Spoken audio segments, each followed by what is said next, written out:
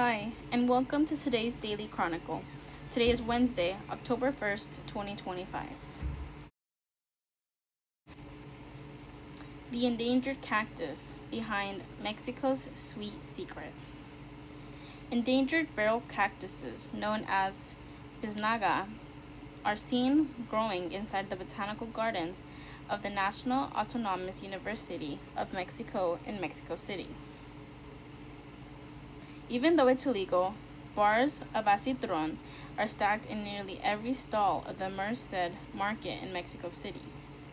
They look like lemon bars, but they're pieces of barrel cactus that have been chopped up and then seeped in vats of sugar until they're crystallized. Edith Hernandez Torres, who runs a shop here, wraps hers in cellophane. She says acitron is special. It tastes nothing like the candied lemon or sweet potato or the pineapple she also sells. It's a chewy texture, she says, like something roasted. The Mexican government began banning the sale of acitron in the early 2000s. That's when they found that the biznaga cactus, a species of barrel cactus, was a danger of extinction due to overexploitation.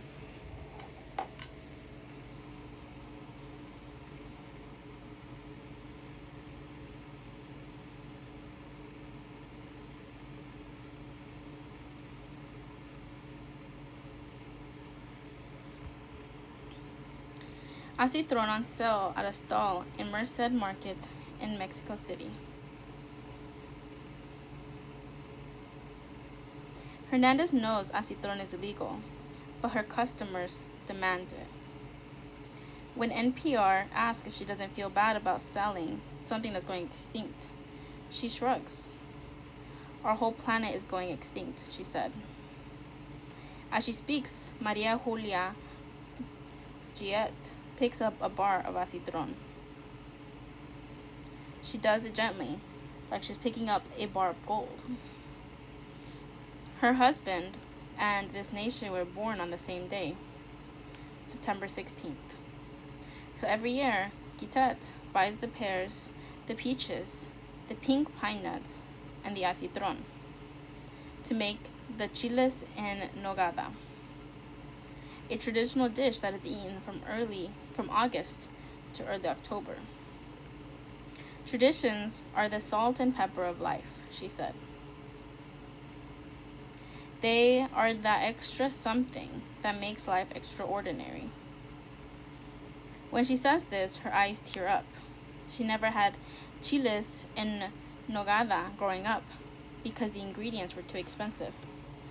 But then she studied, she became a nurse, and moved to Mexico City. When you grow up and make your own money, you save for nice things, she said. And so for Independence Day, she treats her family to something special. And the chiles en nogada, she says, must be made with acitron.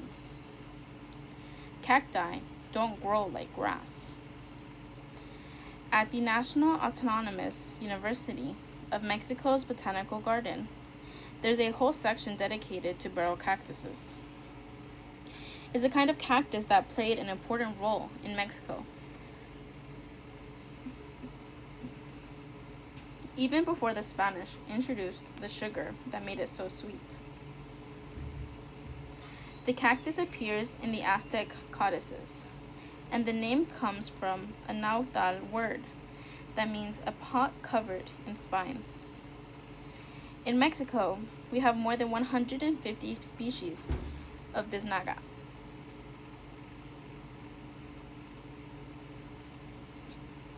Said Salvador Arias, a biologist who runs the botanical gardens. Most of them are going extinct in the wild. He points toward the golden barrel cactus whose spines make it look like a rising sun. Mexico built a hydroelectric dam where these golden barrel cactuses live, and in an instant their environment was destroyed and this species was almost wiped out. Barrel cactuses bloom the Huntington Gardens in San Marino, California. Some of the cacti are 40 years old and they reach your thigh. Others are 8 years old and they are tiny, just the size of your fist. These cacti don't grow like grass because their metabolism is especially slow, Arias said. It's so slow they might grow millimeters a year. This means farming the bisnaga is neither practical nor profitable, so they're harvested from the wild. That has left dozens of species on the verge of extinction. But I'm an optimist, he said. I believe that cacti have evolved in the past to thrive in contrasting environments. I think they can do it again. He walks toward his collection of nopales, the cactus that adorns the Mexican flag. The cactus that is an everyday staple in Mexican kitchens. But this species is thriving of an evolutionary adaptation. The nopal is modular, he said. It grows in a kind of chain, so unlike the bisnaga. Humans can cut off and eat the newest shoots without killing the whole plant. The soul of Mexico. The chef of the restaurant Azul does not use acitron, but his chiles en nogada are legendary. They're so important that when they begin serving them in August, tablecloths go black, and the silverware goes gold. It's a yearly ritual, Chief Ricardo Muñez Zurita said. Chiles en nogada, a traditional dish that is eaten in Mexico from August to early October, made from poblano peppers, stuffed with meat, pears, peaches, pine nuts, and sometimes, but not in this case, acitron, and bathed in nogada, a walnut cream sauce, and garnished with pomegranate seeds and parsley. First, the waiters bring out a tray of poblano peppers, topped with a green, white, and red bow. And after they place one on the plate, they douse it with a creamy walnut sauce, as silky as melted white chocolate. This plate is the soul of Mexico, said Muñoz. It tastes like the motherland, like independence. It tastes like Mexico itself. Muñoz makes a recipe from 1821, which is what was served in the independence hero, Agustin de Iturbide, in Puebla, right after signing a treaty that consummated Mexico's independence. But a few years ago, the chef stepped away from the recipe and stopped using bisnaga. Instead, he started using candied chilacayote, which is a type of squash. In truth, it doesn't affect the final taste, he said. Indeed, he conducted a blind taste test, and no one could tell the difference. But Mexicans hold tight to traditions, he said. If you learned to make it from your grandma or mom, and they used acitron, I understand why they would want to keep using it. But he feels a responsibility not to use it, because he wants barrel cactuses to survive in the wild. We humans have the great power of adaptation, he said. To save the barrel cactuses, he said, we'd be wise to use it.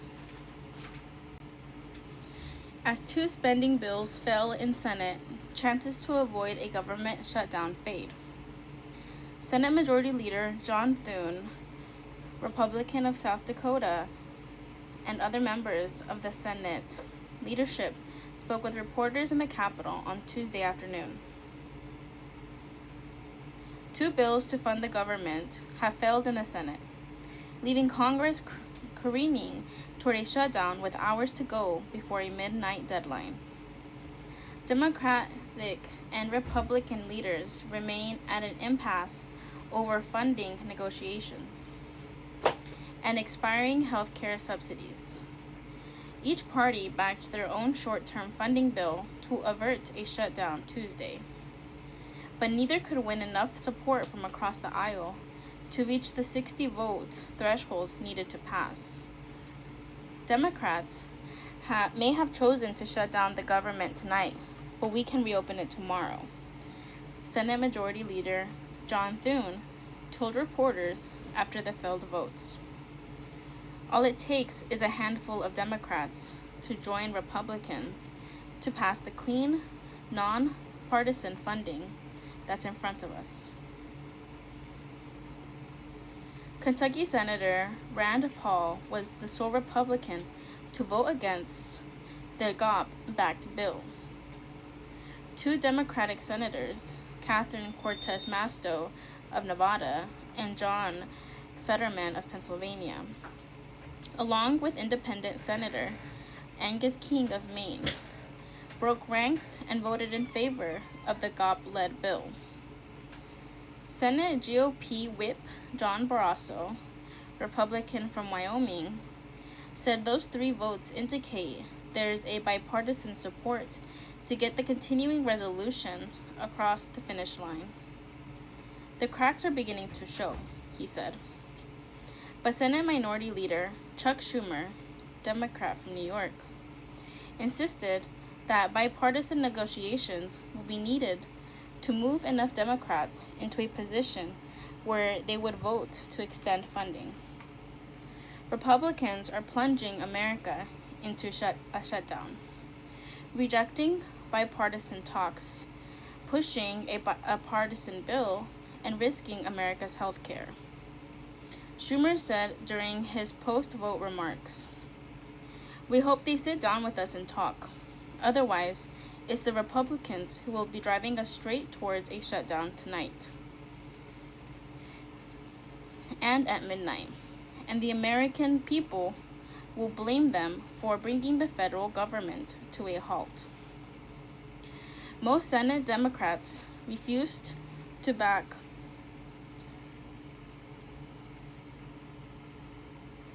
the GOP bill, which the House passed narrowly earlier this month, in an effort to force Republicans to negotiate on federal health care subsidies.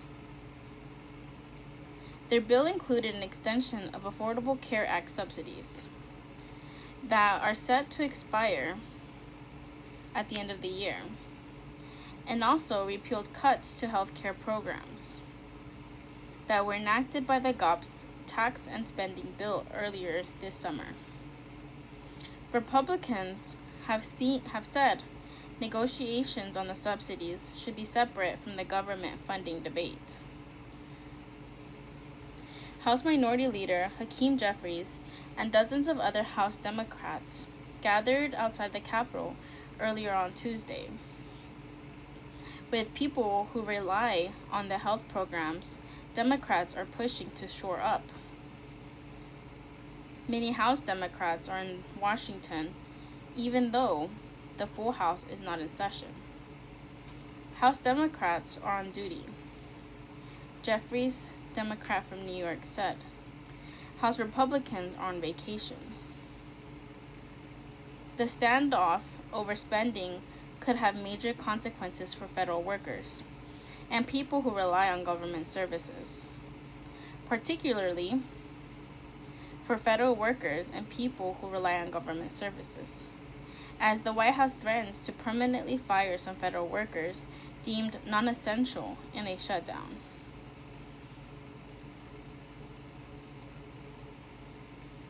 Shortly after the votes ended, the Office of Management and Budget posted a memo on social media telling agencies to execute their shutdown plans. The move is a dramatic escalation in the increasingly frequent battle over federal spending.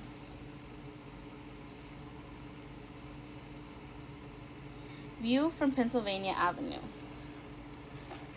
The failed votes came a day after top congressional leadership in both parties went to the White House to meet with President Trump and Vice President Vance. But the players walked away saying major differences remained. Democrats vowed to continue to push for concessions on health care, Vance accused Democrats for holding government funding hostage. I think we're headed to a shutdown.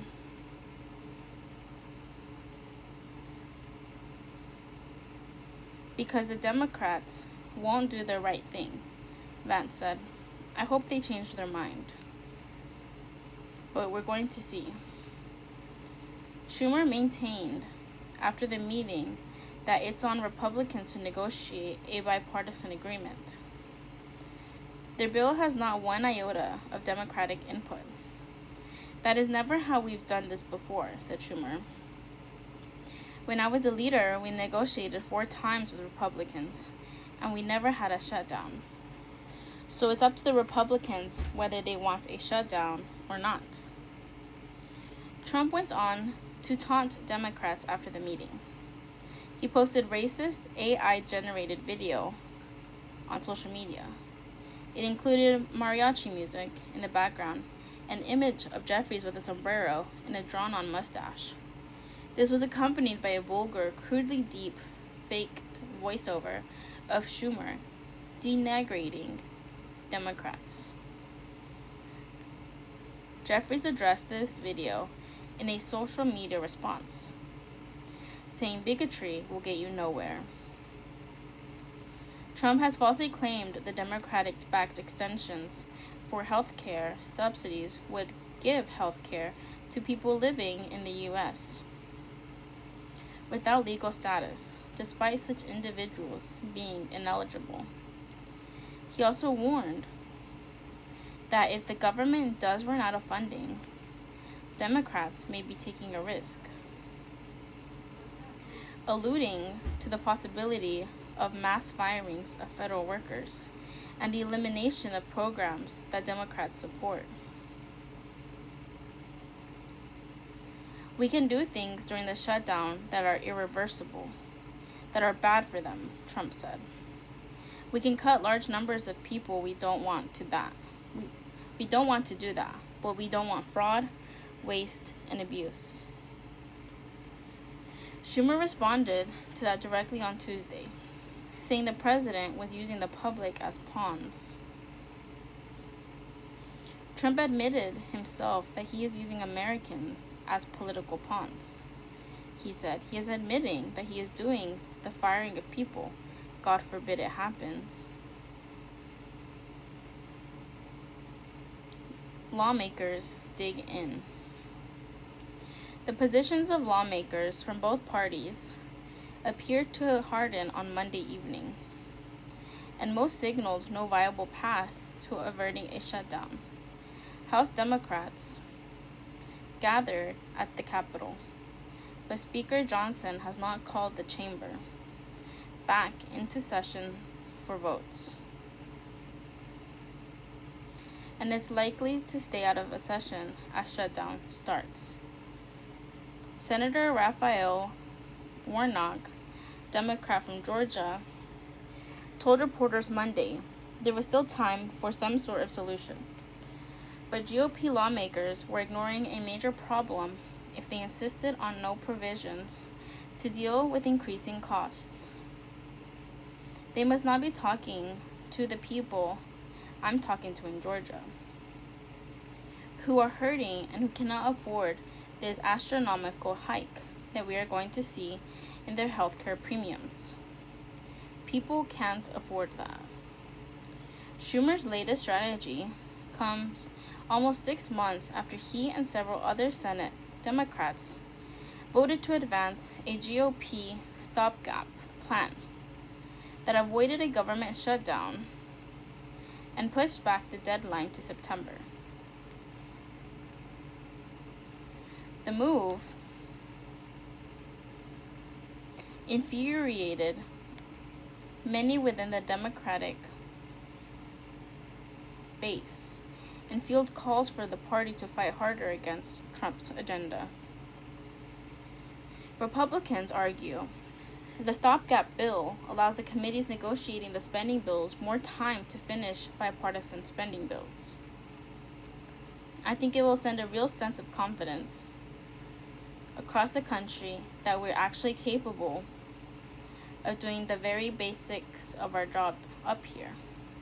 Senator Mike Rounds, Republican from South Dakota, told reporters in the Capitol on Monday.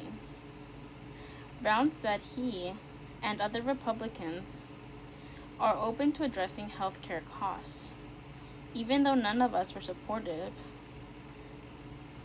of the ACA to begin with. We can't walk away from the people who have had no place else to get their health care coverage. What's affected in a shutdown?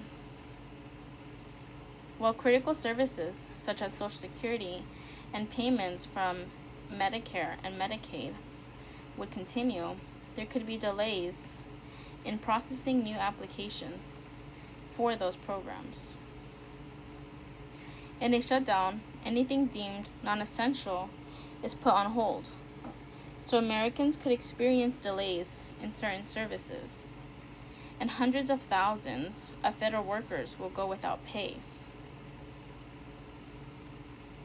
In a move to seemingly raise the stakes, the White House's budget arm issued a memo that instructed federal agencies to prepare to lay off workers permanently, instead of the traditional temporary furlough.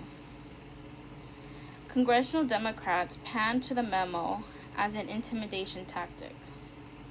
There is nothing less mafia-style blackmail, Senator Chris Van Hollen, Democrat from Maryland, told NPR. Essentially, the president is threatening to fire dedicated federal employees who have nothing to do with the ongoing political and policy dispute. Typically, the White House Budget Office would collect and release agency shutdown plans. This time, each individual agency is responsible for posting and sharing its plans, which has caused a confusing patchwork of information. For those seeking to understand the scope of a potential shutdown. However, the White House is saying the Women, Infants, and Children program, known as WIC, will be among the programs hit quickest in a shutdown.